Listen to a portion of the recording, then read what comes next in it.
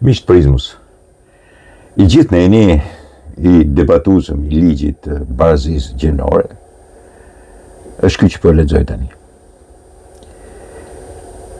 Përkatësi gjinore nënkupton rolet, mundësitë, sjelljet, aktivitetet dhe atributet shoqërore, të cilat shoqëria I stereotipizon si të përshtatshme për gra dhe burrat, duke përfshirë marrëdhëniet e ndërsjellta midis burrave dhe grave dhe rolet në ato marrëdhënie që përcaktohen shoqërisht në varësi të gjinisë. Tash këtu kemi një kulm ambiguiteti, por po ta shpjegosh, është e qartë që çfarë do që të thotë. Sigurisht kemi dy priftëri që kanë dalë në bazë të luftës edhe një dy hoxhallar, që është pastori Akil Pano. Nga origjina është ortodoks, po tash ai është protestant. Dom Pashkja këtu ke ne. Dhe një hoxh nga Tirana, megjithëse ka komuniteti musliman dhe në përgjithësi komunitetet regjionale kanë vepruar, por duke u çuar ligjin e rregulluar, ky është e rregulluari, po në të parregulluarin, ato që kanë çuar këto organizatat, ishte mos e qartë që duhet pranuar një gjini tjetër. Në të vërtetë, ky ligj. Edhe këtu tash I gjej rastin për të thënë që pastori Pano abuzon pak. Abuzon e egzagerohet që kur thot në lindje në spital mund ndrosh. Shiko. Ligji praktikisht merr përsipër jo të njoh, jo binaritetin. Dhe binariteti është, kur themi binar, kemi fjalën për mashkull dhe femnën. Janë dy binar ku ecë shoqëria. Jo binariteti është se si e ndjejnë veten ato nga ana shoqërore. Mirë po, si njëra dhe tjetra janë realitet në kohën e sotme. Realiteti me cilën jemi shumica dërmuese e njerëzve është se në shoqëri ka dy gjini, mashkull dhe femër. Dhe mu nuk më intereson fare se çfarë thot feja dhe çfarë thon shoqëritë dhe morali. Mu më intereson çfarë thon kromozonet, shkenca. Shkenca e ka të përcaktuar. Ka kromozonet të cilat përcaktojnë mashkullin dhe femrën. Ligji për barazinë gjinore merr përsipër që mos të ketë ndëshkime të tilla, që mos një gjini të ketë të gjitha drejtat dhe gjinia tjetër jo. Të persekutohet, shahet, fyet, mos I gjinet puna. Dhe ky është ligji, edhe kemi pasur në 2008. Duke mos ekzistuar binariteti. Në kohën e sotme merret përsipër dhe prandaj ishin këto fjalët kështu. Për të treguar që sot në marrëzinë e sotme, në budallikun social, filozofik dhe moral të sotëm, sepse ky është morali, se ndriçon. Shkenca nuk ndryshon, kromozonet nuk ndryshojnë. Morali, religioni të gjitha ndryshojnë. E di pse po e përmend faktin e pastorit Pano. Teorikisht ai duhet ishte një ortodoks, po jo, ka ndryshuar religion. Dhe religioni mund ndryshohet, se nuk lind me njeriu. Me njeriu lind kromozoni. Është mashkull apo është femër? Religionin mund ta ndrojë, partinë mund ta ndrojë. Dhe pikërisht për këtë bën fjalë, sepse sot në degradin e jashtëzakonshëm, një mashkull I duket vetja femër dhe një femër I duket vetja mashkull. Bile bëjnë ndryshime. Por ne në ligj kemi përcaktuar binaritetin. Dhe nuk është ashtu si thot ai Panoja. Ose Dom Pashkja që thot me thuni shqip, çfarë shqipet? Mashkull dhe femër të kanë thënë pra, edhe në ligj lexohet mashkull dhe femër. Binariteti do me thënë mashkull femër. Po te pse I thua makinës, dhe makinës fjalë huaj. Fjalë huaj është. Do të gjesh tjetër fjalë që është e huaj dhe nuk e huaj e kemi, është përdorur, e din ata më përpara. Ka shumë fjalë të huaj që interpretohen, kështu është. Ne përshtasim fjalën tonë. Binariteti është mashkull femër, burr grua, vajzë djalë, dhe këtë e kemi të shkruar në ligj. Ajo që ka rëndësi është kur lind, çfarë është?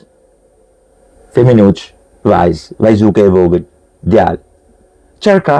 Djali ka bibilush. Po ja them cop, vajza çfarë ka? Nuk e themi dot, por ka atë që nuk është bibilush. Dakord? Kjo është.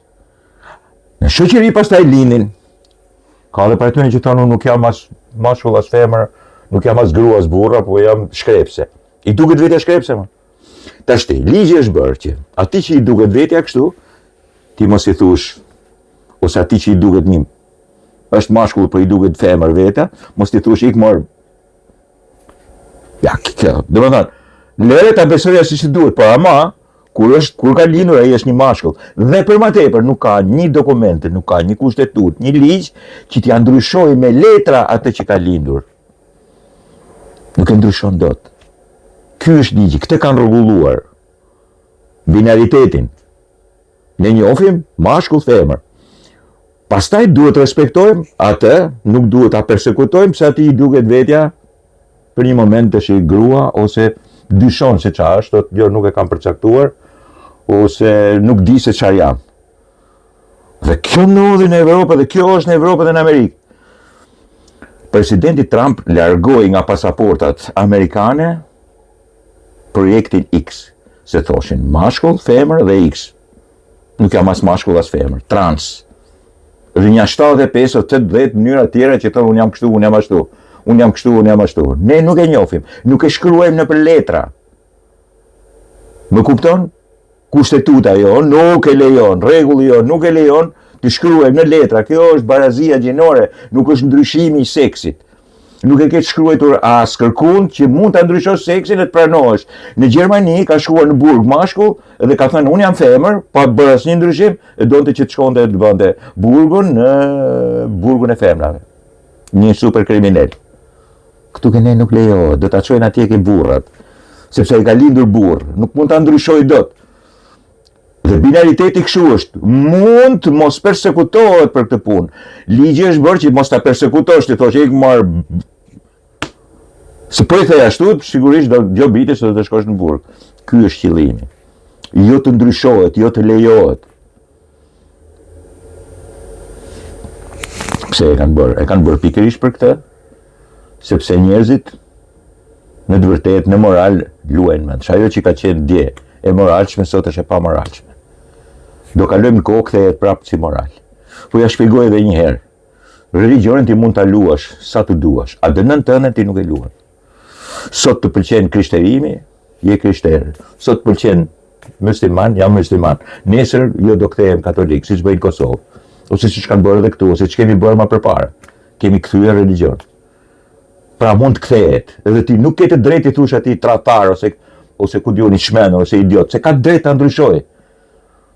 Edhe ai mund të thotë që shiko, është mashkull edhe shiko tash jam femër. Je femër, buguri. Në fund ka pastaj thua, si e ke pasaportën? Në pasaport nuk lejohet që të shkruhet femër. Ja, kjo është ideja. E kuptuat. Për ata që se kuptojnë, është shumica e popullit as i intereson, as nuk i plas fare, edhe ata kanë jetuar, këto lloj njerëzish kanë jetuar midis nesh edhe janë midis nesh. E gjithë zhurma është politike. Ky pastori Akili Pano që unë jam me të, sigurisht ka vetëm mashkull dhe femër, me te jam. Ky ka praktikuar edhe do të jetë edhe politikan. Është asnjë të keqe, po kjo pastaj e ngjan, jo kaq shumë mbrojtjes kur akselerohesh kaq shumë, kur thua që në maternitet ti ndryshon, kush i ndryshon në maternitet? Kush është ai bir kurrëve ose ai krysh kurrëve që ta ndryshon dot në maternitet gjinin e fëmisë tem? Kush është ai? Nuk e ke as me kushtetut. Kemi vetëm 2 gjini, mashkull ose femër, çat ket lind. Mashkull ose femër bile, ka edhe një diçka tjetër që ka me afrodit. Pastor, çfarë do shkruash? Lind, nga natyra lind ashtu. Por mashkull dhe femër, ky është binariteti.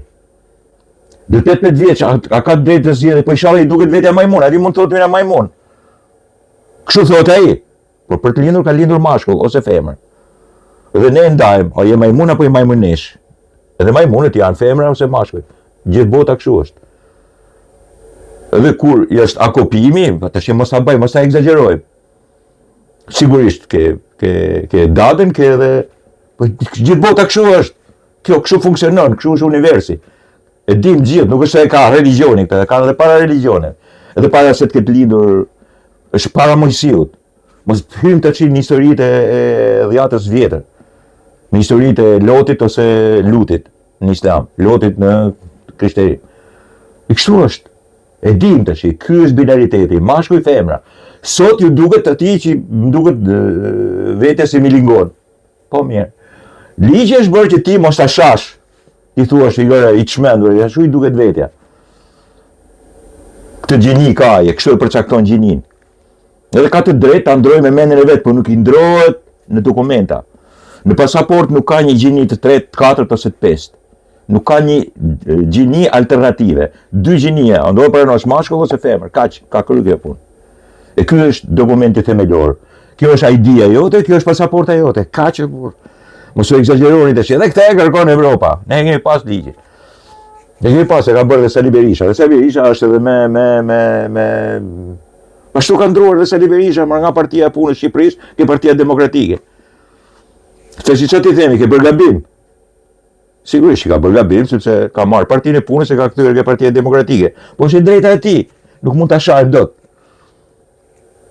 Ama në pasaport, në ID e ka mashkull. Dakord? Se nuk mund të ketë gjini komunist. S'ka. Nuk e kanë pranuar kështu. Dakord? Nuk kanë bërë një gjatë madhe. Kanë interpretuar, janë munduar ta stërhollojnë lapsin për hatër të Evropës, sepse kështu e kërkon. Kështu është koha, kështu luan mendsh morali në kohë. Ama mashkull dhe femër ka. Si për natyrën, si për besimet. Kaq. Pastor Akili.